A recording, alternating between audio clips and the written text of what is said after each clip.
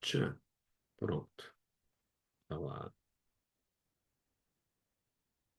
Artigo 13. Pela graça se tem um conhecimento mais elevado do que pela razão natural? Quer dizer, a pergunta é a seguinte, olha. A graça é o movimento do próprio Espírito Santo, que desce até o ser humano e acaba comunicando para ele coisas que a razão nossa não chega. É racional, mas na gente mesmo a gente não conseguiria chegar nunca. Mas é racional mediante uma sustentação de fé que envolve acreditar em coisas que são tanto quanto naturalmente impossíveis. Como, por exemplo, uma virgem, nós falamos Nossa Senhora, dar à luz um filho sem o gameta masculino. Tem óvulo, mas não tem esperma, aparece criança. Como? Impossível. A razão natural nossa diz, olha, precisa ter os dois gametas para a coisa funcionar. Não tem. Como que fica isso? Isso é da fé. Da fé por quê? Porque tem alguém que afirma, não é possível, porque a Deus nada é impossível. Quem é que afirmou? O arcanjo Gabriel. Quem falou que existe arcanjo Gabriel? Aí é da cultura, né? A cultura judaica, onde está, cultura religiosa judaica, onde está inserido Maria e o relato de Cristo, né? Então, aí nós temos um forte impacto ligado a é, quem é Jesus. Essa fecundação só é possível não por anjo, mas pelo próprio Deus, o infinito se fazendo finito. Então, razão natural não alcança isso, não vai dar, entendeu? O infinito, que é Deus, ou além do infinito, que é Deus, se a gente considerar que a criação é infinita, então Deus está além do infinito. Ele cria o infinito, então ele é mais do que infinito. Então, aí não vai dar mesmo, entendeu? Como é que isso aí vai se tornar um ser humano? Não vai se tornar um ser humano, né? Então, razão natural não alcança. Mas a graça faz com que a gente tenha algum tipo de experiência que diga, ainda que a minha razão, de tudo aquilo que eu observo em volta, diga que isso é impossível, ainda assim isso é possível. Mas como? Mãe, eu sinto que é verdade e eu vejo sinais de que é verdade. Mas eu não consigo reproduzir tal coisa sistematicamente em um laboratório, por exemplo. Eu não consigo pegar uma virgem, rezar para Deus, e então eis que Deus envia o seu anjo e nós temos uma fecundação. Não acontece, né? Claro. Então, não tem um padrão de repetitividade de laboratório, por exemplo, né? Então, não tem. Então, i- isso seria graça? Seria coisa sobrenatural? Coisa sobrenatural. Então, por que nós chamamos sobrenatural? Porque é razão revelada, ó. Razão sobrenatural, acima do natural, certo? Então, toda a pergunta de Tomás é assim, ó. Se é possível conhecer algo além daquilo que é da razão natural nossa, da experiência comum dos seres humanos, por meio de algo sobrenatural, mas que consegue impactar o natural, que é chamado de a graça. A graça é o amor de Deus na própria presença do Espírito Santo. Vamos lá. Quanto ao 13º, assim se procede.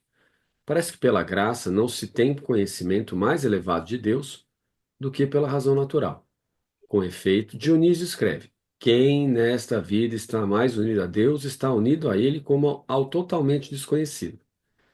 Mística Teologia, né, de Dionísio. Dionísio, Areopagita, ou pseudo-Areopagita, ele, como eu já disse para vocês, vamos fazer uma revisão aqui, ele é um autor do período inicial da patrística, que não é o que hoje a gente diz que ele não tem o nome de Dionísio Areopagita. Na verdade, ele é alguém que escreveu com pseudônimo de. Por quê? Porque Dionísio Areopagita seria um discípulo de Paulo, ou Paulo apóstolo no século I. Esse, esses escritos vão aparecer no século V, e- mais ou menos, né? É, então seria um imortal.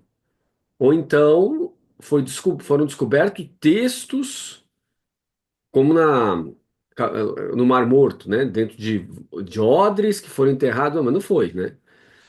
Começou- come- Tem que mutar aqui o Yoshi. Começou a circular,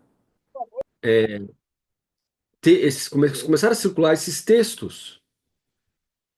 E aí, então nós temos nesses textos uma abordagem de mistério, daí a palavra mística, algo oculto. Dentre eles começa a aparecer dentro desses mistérios a ideia de 9 categorias angelicais. Começa também a surgir a ideia de que Deus pode se comunicar diretamente com as pessoas, não é necessário mais os bispos, que são aqueles que o Espírito Santo é derramado sobre, né? Bispos da Igreja Católica têm uma sucessão episcopal, porque se observa a partir do comportamento, isso na teoria, né?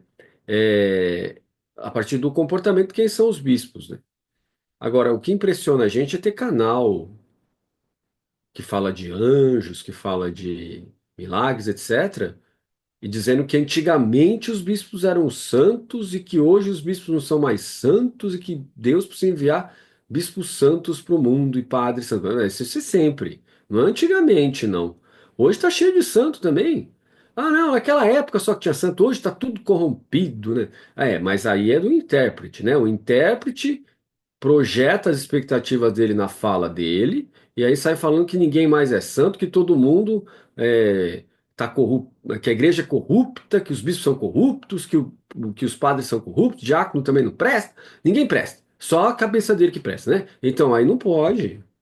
Não, não é só a nossa cabeça que presta.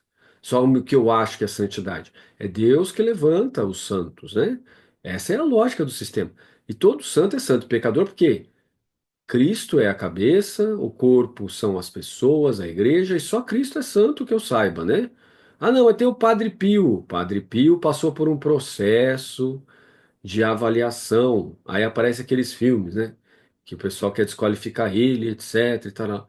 Tem santo que passa por isso mesmo, tem santo que não passa por isso. Não passa por processo de desqualificação nenhum.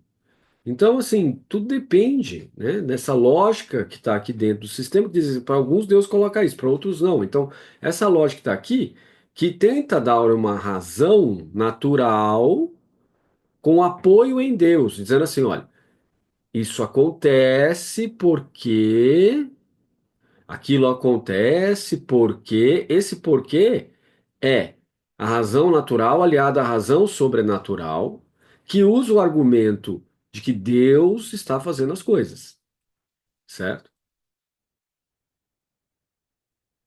Ok? Ó, nas aulas de Dharma você pode comer, mas que eu me lembre, nas aulas ocidentais a gente não fecha a câmera aí, que normalmente a gente não fica comendo, não, viu? Aulas orientais não tem problema, o pessoal come. Aula ocidental, acho que você tá chocando muito aí, viu, Monja Nirvana? Comendo desse jeito assim, né? Fecha a câmera aí para você comer. Então, olha só. Quem nesta vida está mais unido a Deus está unido a Ele como ao totalmente desconhecido. Totalmente desconhecido é misterioso. Aquilo que é misterioso. Então, a mística é a palavra mistério. Mas a mística é fundamentada não a tudo que é misterioso, mas a Deus que, por um processo sobrenatural, se comunica aquilo que está, a gente, né, no processo natural, por meio de algo que a nossa razão natural não alcança, daí a gente chamar de mistério. Pode ser usada a palavra mistério para falar, por exemplo, de, vamos dizer assim, pessoas que dizem que vem gnomo, vem fada, vem espíritos em geral, etc. Pode ser usado? Pode, mas não é o termo técnico, né, para coisa. O termo técnico místico ou mística é que fala diretamente com Deus, sem a necessidade de um anteparo que seria a igreja, vai direto. Esse é um modo de compreender. Um outro modo de compreender a palavra mistério é a participação na graça comum, ou seja, na presença do Espírito Santo, que é comum a toda a igreja, que é os sacramentos, o mistério dos sacramentos. Então, na maioria das vezes, eu e você, né, não temos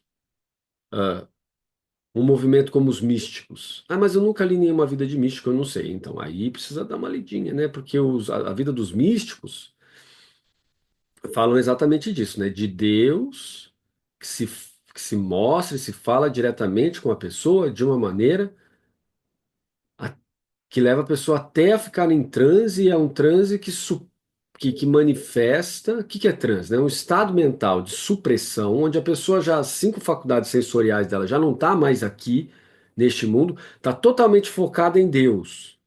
E aí Deus se manifesta através de imagens e de palavras que a pessoa consegue compreender.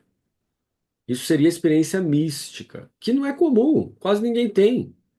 Aliás, é própria do âmbito da religião e da fé católica falar de mística. Muçulmano tem? Que eu saiba, não tem. Por quê? Porque não fala diretamente com Deus, fala com os anjos. Budista tem? Não, porque o conceito de Deus normalmente não está lá, a não ser em algumas escolas específicas. Aí eu já não sei, porque eu não fui eu estudo os gerais, né? Não os muito particulares. A experiência do hinduísmo possui mística? A experiência do hinduísmo não é mística. Por quê? Porque trata-se de um monismo. Deus é tudo. Eu, você, a estante que está atrás de mim é Praktic, eu sou Atman, Deus é um Maha-Atman. Então eles se comunicam comigo normalmente como se fosse qualquer coisa, porque eu sou parte dele. Então não tem mística. Por quê? Porque é o comum, certo? Então, aonde tem o sistema de mística que eu saiba é dentro do cristianismo. Por quê? Porque no momento que você pega o sistema todo que é a criação e postula Deus para fora da criação, o Criador de todas as coisas, cuja essência não pode ser conhecida pelo homem, pelo ser humano, por meio da razão natural, mas algo da essência dele é possível. Mas ele totalmente não. Então, quando você postula ele em cima, aí fala-se do quê? De para algumas pessoas ele dá uma graça natural e sobrenatural que faz assim, ó, e se comunica diretamente com a pessoa. Enquanto que para as pessoas comuns, como eu e você, tem a estrutura católica romana, assim como a ortodoxa, falam de sacramentos, de sinais da presença misteriosa de Deus que vão ocorrendo ao longo da vida da pessoa e que indicam, mas não é, indicam plausibilidade de salvação, mas não é definitivo. No entanto, ao mesmo tempo, ninguém pode afirmar que alguém vai para o inferno se não peca contra o Espírito Santo, né? Essa espiritualidade dominicana, né? Então, a gente tem sinais durante a nossa vida de que Deus está presente por meio dos sacramentos. Se você frequenta os sacramentos, o sacramento da confissão, sacramento da Eucaristia, sacramento da confissão, sacramento da Eucaristia. Participa do ano litúrgico da igreja, né? Aí você tem a Páscoa, antes da Páscoa você tem a Quaresma, antes da Quaresma normalmente você tem tempo comum, antes do tempo comum você tem o quê? Tempo do Advento, tempo do Natal antes do tempo do Advento, e aí depois você tem, não, antes não, né? Tempo do Advento, aí tem tempo do Natal, né? Aí antes do tempo do Advento você tem tempos comuns e celebrações de festas, né? Então você tem aí uma série de momentos da igreja que a pessoa vai participando e que é determinada até por cores, né? Cores, como por exemplo, tempo comum, verde, tempo da quaresma e da Páscoa, roxo, tempo do advento, lá é rosa, tempo do Natal, né? Tem outro tempo, tem tempo dos mártires, que é vermelho, Cristo Rei também é vermelho. Então, quer dizer, você tem uma série de cores litúrgicas que vão anunciando, né, os momentos, cara, tem branco também, então quer dizer, você tem momentos litúrgicos que vão acontecendo e que são considerados sinais da presença de Cristo na vida da pessoa pela participação é, de uma graça sobrenatural, mas que se manifesta diante da razão natural, porque a gente compreende, como eu estou explicando para vocês, ó, entende? Então, a razão natural aí. Mas o fundamento é uma razão sobrenatural, que é uma graça que vem de fora para dentro do sistema. e que aí transforma a pessoa que começa a se esforçar para responder ao amor de Deus. Então a graça está sempre constante desse lado, a pessoa tem que se esforçar. Aí tem gente que fala, se aproprie da graça. Não é apropriação da graça. Você não se apropria da graça, porque a graça não é mérito. Né? Você não tem como. Para se apropriar, você tem que ter mérito. Não está dentro do sistema. O sistema tem o crer em Cristo, ter fé em Cristo e desenvolver os três dons teologais: fé, esperança e caridade, que é natural de todo ser humano, dado já no nascimento, e aí a pessoa vai desenvolvendo ao longo do tempo, à medida que desenvolve a razão natural. Então tem uma série de coisas que estão aqui dentro e que determinam a importância dessas questões que estão sendo levantadas aqui por São Tomás de Aquino. Olha, com efeito, Dionísio escreve: quem nesta vida está mais unido a Deus está unido a Ele como totalmente desconhecido. Então, une-se a Deus totalmente nesta vida. Será que é possível isso? O mesmo ele diz de Moisés: se bem que este tenha alcançado excelência particular no conhecimento da graça, da presença de Deus no mundo, pelo Espírito Santo. Então, o Espírito Santo foi derramado em Pentecostes, que era o Espírito estava em Jesus de maneira plena. Antes disso, é maneira parcial. Por quê? Porque Moisés conseguiu uma maneira maior, mas é menor do que aquela dada em Pentecostes. Isso que a Igreja Católica diz. É claro que o judaísmo fala: meu, vocês inventam muita história. Então, portanto, vocês não fazem mais parte da gente, porque vocês ficam falando mal da gente, então a gente corta. Aí cortaram o cristianismo no século V, certo? E, e, e, e aí passou o cristianismo a ser uma coisa autônoma, já não mais ligada à instituição religiosa do judaísmo. Ora, estar unido a Deus, ignorando o que ele é, isso ocorre também pela razão natural. Então, na experiência mística se ignora o que Deus é, e isso ocorre também pela razão natural. Então, mesmo a razão natural não alcança, mas a união da alma com Deus alcança, portanto, não é necessário a razão natural. Logo, Deus não é mais plenamente conhecido por nós pela graça do que pela razão natural. É... Tomás vai falar que não é bem assim, mas vamos lá. 2. Além disso, pela razão natural, não podemos chegar ao conhecimento das coisas divinas, a não ser por representações imaginativas. Então, aqui nós temos a metáfora, a analogia, os símbolos e todas essas figuras de linguagem, vamos dizer assim, né? Que são usadas para representar aquilo que escapa à nossa capacidade humana. Assim também, tampouco pelo conhecimento da graça, pois Dionísio escreve: o raio da luz divina, mas aonde? Ó? No hierarquia celeste, onde está o conhecimento dos anjos, né? O raio da luz divina só nos pode iluminar, envolto na variedade dos véus sagrados. Logo, Deus não é mais plenamente conhecido por nós pela graça do que pela razão natural. O raio de luz divina só nos pode iluminar envolto na variedade dos véus sagrados. Aí, peraí, o conceito de véu é um conceito védico, maia. Schopenhauer falava disso, do véu que separa a gente, né, e do véu que cobre a ideia de tempo circular, samsara. Aí que entra a ideia de reencarnação, essas coisas assim, né, lá no sistema védico, sistema hindu. Mas aqui nós temos o seguinte, olha, os véus sagrados aqui, se a gente conecta com a ideia do título que está aqui, você tem 9 instâncias, né? Então são 9 véus que cobrem Deus. Só os serafins e os querubins na ciência perfeita, e os serafins no amor perfeito poderiam ver a Deus sem véu. Mas mesmo assim tem que ter véu, porque senão ele queima eles, né? Isso seria forte demais para eles também. Então, o raio da luz divina só nos pode iluminar envolto na variedade dos véus sagrados. Logo, Deus não é mais plenamente conhecido por nós pela graça do que pela razão natural. Então, seria um conhecimento que dependeria de mensageiros, de pessoas, como se fosse um anteparo entre Eu e Deus. É bem típico, isso é típico do modo de pensar o monoteísmo muçulmano. Deus está coberto por véus, a gente não consegue alcançar, né?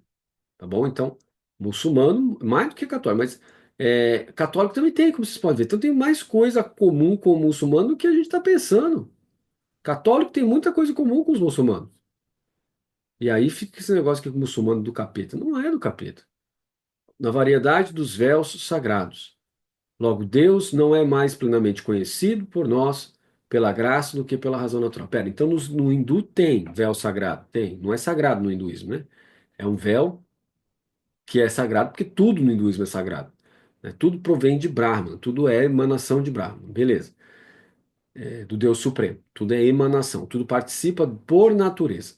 No cristianismo, não. Nós somos criados, não gerados, então nós não participamos diretamente da natureza divina. Eu acho assim, muito problemático dizer que o ser humano participa da natureza divina, porque a gente é mortal, né? E daí Deus teria que ser imortal. Mas quem garante que Deus é imortal? Bom, aí começa a criar um problema sobre a ordem das coisas e como as coisas são ordenadas e permanecem ordenadas e coesas e dentro de um funcionamento com leis próprias, né? Quem garante que essas leis estão ali, né? Então, a parte religiosa diz que é Deus. A parte não religiosa ou parte científica, nessa se inclui também o tipo de visão colocada pelo budismo Mahayana, que é a auto-organização. Portanto, no referencial budista, não é que se nega a Deus diretamente dizendo Deus não existe. O que o Buda dizia é que ele estava preocupado com o bem-estar das pessoas e com como melhorar a vida das pessoas no sentido de retirar o sofrimento de suas causas. Ele não estava interessado em discutir Deus. Isso você encontra também no confucionismo. O confucionismo chinês também, que não é uma religião, assim como o budismo. Dizem que é religião, dizem que não. Por quê? Porque os especialistas, cientistas, têm uma dificuldade muito grande de classificar tanto o confucionismo quanto o budismo como religião, mas coloca, porque como tem elementos que são religiosos, então se coloca dentro da categoria. Mas há uma certa dificuldade aqui. Por quê? Porque o interesse deles é diante da melhoria da condição humana, existencial humana, né? Então, é uma política? Não é, porque possui alguns elementos que transcendem a ideia de tempo. No caso do Buda, é o Nirvana, mas Nirvana é alcançável pela razão natural. No caso do Confúcio, é sabedoria, mas a sabedoria é alcançável pela razão natural. Então, como é que fica isso? Então, mas tem elementos, né, que são fundamentalmente religiosos, em função do Nirvana, em função da sabedoria. Então, você tem alguns elementos aqui. Agora, no caso do Nirvana budista, não é personificado. No caso da sabedoria confucionista, também não é personificado, não é uma pessoa que está lá, certo? Então, diferente, né? Porque no caso do cristianismo, a sabedoria máxima é uma pessoa, é Deus. E esse Deus é personificado. Por quê? Porque Jesus chamou Deus de Pai e o Pai chamou Jesus de Filho. Isso são linguagens de pessoa. Não estou dizendo que é pessoa humana, encarnada, é carne, né? Jesus era carne, mas o Pai não. E tem ainda o terceiro, que é o Espírito Santo, que Jesus fala sobre ele, que é o Espírito da Verdade, que parece que é personificado também. Então, um pouco diferente aqui em relação à estrutura hindu, que é panteísta, então é outra estrutura, monoteísta, panteísta. Aí nós temos, veja, o problema de falar panteísta é que tem uma carga histórica muito complicada de preconceitos em cima desse termo. É igual falar oriental. Tem uma carga preconceituosa muito forte em cima desses termos, no sentido de dominação de uma civilização sobre a outra, certo? Então aí você tem que tomar muito cuidado para usar esses termos, e entender que tem uma carga histórica de domínio sobre as outras nações. Não é domínio religioso. É um domínio que instrumentaliza a religião para abrir mercado para conseguir acúmulo de capital, acúmulo de metal, acúmulo de ouro, acúmulo de recursos naturais, certo? Então aí você tem um problema, né? A gente tem um problema aqui. Mas voltando ao nosso assunto principal, então a razão natural alcança determinados níveis sobre o conhecimento de Deus, mas no sistema católico não alcança o conhecimento completo de Deus. No sistema budista, a maioria deles não tem Deus, então alcança no máximo Nirvana. E Nirvana não é Deus. No sistema hindu, a razão está sempre dentro de Deus, porque a própria razão pode até ser colocada num patamar divino. Então não é razão natural, razão é razão. Razão sobrenatural, natural, tudo junto. No confucionismo, nós temos uma razão natural, assim como no budismo, que alcança a sabedoria. Portanto, sabedoria máxima não é divina. No islamismo, a razão natural nossa nunca chega em Deus, compreende algo de Deus, mas tudo aquilo que compreende vem por intermédio do grande profeta Muhammad ou Maomé, por outro lado, pelos anjos. A partir da leitura das escrituras sagradas deles, né, o Alcorão, e os comentários. Né, nós temos duplo ali, certo? Logo, Deus não é mais plenamente conhecido, voltando ao texto, por nós, pela graça, do que pela razão natural. 3. Ademais, nosso intelecto se une a Deus pela graça da fé. Ora, a fé não parece ser conhecimento, pois Gregório diz: as coisas invisíveis são objetos de fé, não de conhecimento. O que ele quer dizer com coisas invisíveis? Aquilo que eu não consigo ver com os meus olhos? Não, né? Ele está querendo dizer as coisas invisíveis, quer dizer aquilo que são as verdades reveladas pela fé, por doutrina de fé. São objetos de fé, não de conhecimento.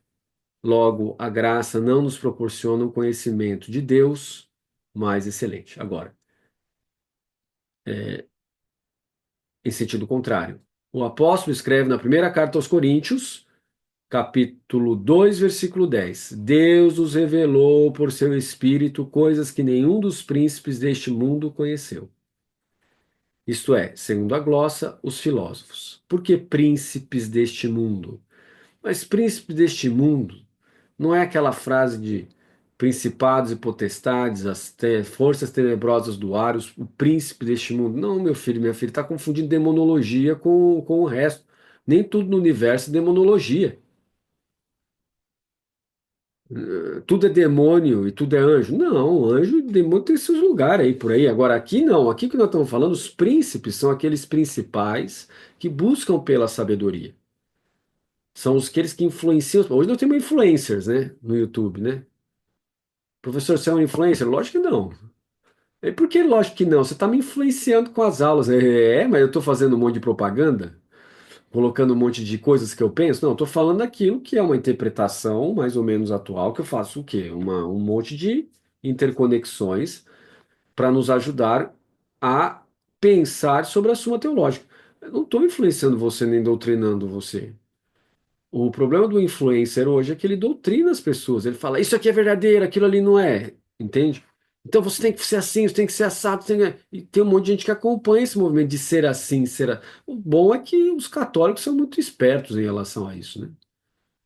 Principalmente católico que já está mais assim para os 50, 60 anos de idade, igual eu, já está esperto na vida, rapaz. O cara vê e fala, tô entendendo, até um sorrisinho, entendeu? Leva de boa, esquiva, se defende, entendeu? Agora, a geração nova, nós estamos falando dos 30, 20, 30, é influenciada por o pessoal que chega falando, né? Não, porque nós temos que fazer, nós temos que revolucionar, nós temos que não sei o quê. E aí começa a ficar problemático, né? Depois nós temos o pessoal de 70, 80 anos de idade que também entra dentro dessa e permanece, né? Não, nós temos que fazer, por quê? Porque nós está acabando a vida, nós temos que fazer alguma coisa, tem que morrer, tem que ter visto o mundo transformado.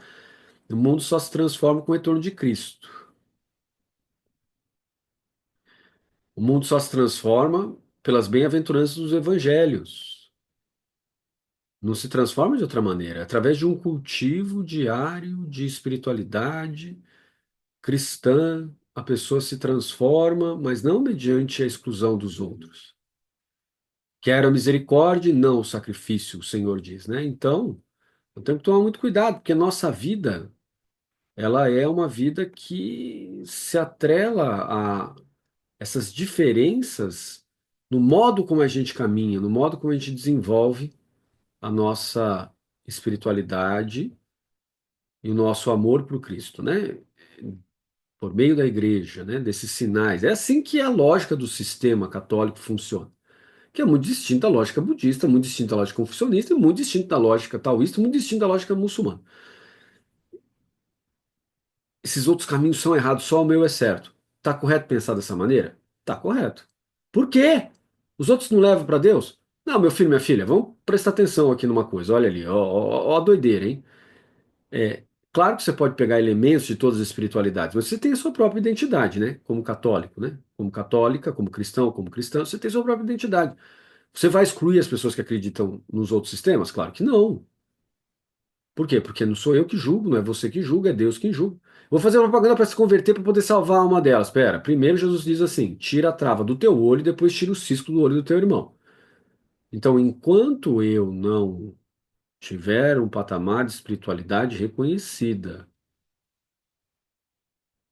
pelos outros e pelo próprio Cristo, através de sinais, etc., eu não devo ir para esse caminho de exclusão dos outros. E mesmo quando tiver, eu não vou ir para o caminho da exclusão dos outros, porque Cristo não exclui ninguém, ele quer salvar a todos. Ah, mas ele quer salvar a todos mediante a fé no nome dele. É, mas a fé no nome dele tem muitos lados. Um deles é: estive doente e você cuidou de mim. Mas eu preguei o evangelho em teu nome, Senhor. Converti uma multidão. Afastai-vos de mim, pois não vos conheço. É? Por quê? Porque Jesus fala isso lá no Sermão da Montanha e depois ele fala isso diversas vezes nos evangelhos, que é necessária uma conversão do coração. Essa conversão do coração é que faz a gente se abrir para os outros e escutar as diversas realidades. Se não houver conversão do coração, tem um encrudecimento do nosso eu, que diz que todo mundo é ruim, todo mundo é isso, todo mundo é que só eu que sou bom, no final nem eu sou bom, eu vou para o inferno. Entende? Então, porque eu já estou vivendo inferno em vida. É da lógica também do sistema soteriológico cristão, católico, que a pessoa vá manifestando os sinais da proximidade com o reino de Deus, os céus, Cristo, os anjos, os santos, as santas, na maneira como ele vive a compaixão e a misericórdia. Como ele vive o perdão, como ele vive a fé é nos sacramentos, né? Pessoa comum como eu e você, a fé é sacramento, fé sacramental. E aí na espiritualidade dominicana nós temos a liturgia das horas e o rosário ainda, né? Então, além da missa, da vivência litúrgica, vivência comunitária, nós temos também o rosário e a liturgia das horas. É a busca pela verdade que margeia toda a espiritualidade dominicana, né? Então, então eu não preciso ser um dominicano consagrado para ser dominicano. É que aí eu quero fazer parte do pessoal como identidade, mas eu posso ter a espiritualidade dominicana, na verdade, a espiritualidade dominicana nada mais é do que a própria espiritualidade da Igreja Católica Romana. Não tem nada ali de diferente, né? Agora, é interessante ler os santos dominicanos, né? Aí é mais interessante para a gente ver, olha, admirar a qualidade deles e tentar imitar. É para isso que serve, né? Então, em sentido contrário, o apóstolo escreve na primeira carta aos Coríntios: Deus nos revelou por seu Espírito coisas que nenhum dos príncipes deste mundo conheceu, ou seja, nenhum dos filósofos, dos grandes filósofos deste mundo conheceu. Isto é, segundo o comentário que existia na época, os filósofos. E o Buda, para quem é católico, é classificado como esses grandes príncipes, os filósofos deste mundo, certo? Agora, o que eu não entendo é porque que budista começa a ficar nervoso quando você fala assim com eles, né? Aí é reflexo do ego, porque o próprio, do próprio egoísmo, né? Egotismo, né? Porque o próprio Buda disse: eu sou ser humano no Mahaprajna Paramita. Não, Mahaprajna Paramita, não, Mahaparanirvana Sutra ou Mahaparanibbana Sutta em Pali, né? Então, ao contrário, a pessoa deveria ficar feliz quando a pessoa fala assim: não, mas o Buda era só um filósofo. Era, tá correto. Não, mas não era, ele é muito mais, ele é o Salvador, ele é o grande. Não entendo isso. Não consigo entender. É falta de conhecimento isso. O que nós temos aqui no nosso país é uma transposição de budismo, né? Para o catolicismo, né? A pessoa não quer mais ser católica porque ficou com raiva de um padre, ou porque sofreu alguma coisa com padres pecadores, ou então bispos que se opuseram a alguma coisa que ela acreditava, e ela sai da igreja e ela cria um sistema budista que é um paralelo ao catolicismo. Aí, em vez de rezar rosário, reza mantra. Ao invés de ter Nossa Senhora, tem um Buda feminino. E aí vai colocando coisas, né? E parece a Igreja Católica, mas daí a pessoa que se afastou vira o pregador lá dentro, a pregadora lá dentro, e ocupa uma posição de mestre ou mestra muito similar à posição de um bispo ou de uma, né, de um bispo na Igreja Católica Romana. Quer dizer, não dá para entender para que isso? Para que serve isso? Claro que o ambiente que está em volta influencia as pessoas, sem dúvida alguma. Mas para que serve isso? Ah, rituais, vamos fazer um monte de ritual do budismo indiano. Vou fazer um monte de ritual do budismo tibetano. O que é isso? Você quer conhecer cultura, mas. Ah, porque meus mestres falaram que aquilo ali é bom, então é bom. Não sei. Por isso que eu gosto do Dalai Lama. O Dalai Lama fala: olha, é melhor você estudar um monte de livros do que ficar fazendo um monte de rituais. Melhor você entender muito bem a lógica do sistema budista do que ficar fazendo mantra. Ele fala isso várias vezes. Eu gosto dele por isso. Eu falo, mas claro, isso faz sentido para mim. Agora, não faz sentido para mim ficar rezando mantra.